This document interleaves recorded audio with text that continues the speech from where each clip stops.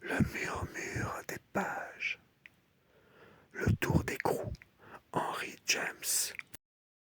1.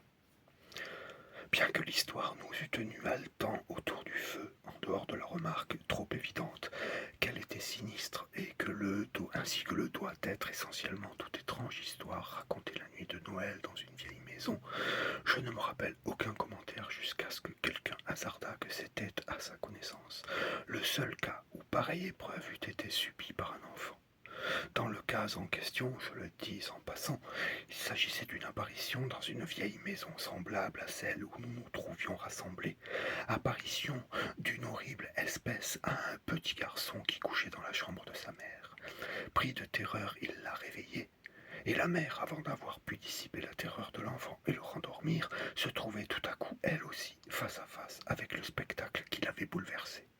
Ce fut cette observation qui attira, pas immédiatement, mais un peu plus tard dans la soirée, une certaine réplique de Douglas, laquelle provoqua l'intéressante conséquence sur laquelle j'appelle votre attention.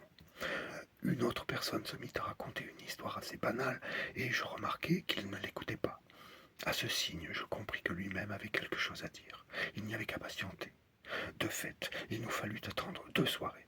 Mais ce même soir, avant de nous séparer, il nous révéla ce qui le préoccupait. Je reconnais bien, pour ce qui est du fantôme de Griffin, ou tout ce que vous voudrez que ce soit, que le fait d'apparaître d'abord à un petit garçon d'un âge si tendre ajoute à l'histoire un trait particulier.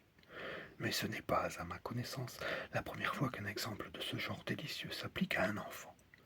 Si cet enfant donne un tour de vis de plus à votre émotion, que direz-vous de 2 enfants?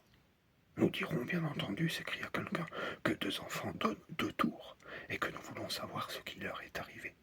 Je vois encore Douglas. Il s'était levé, et adossé à la cheminée, les mains dans les poches, il regardait son interlocuteur de haut en bas.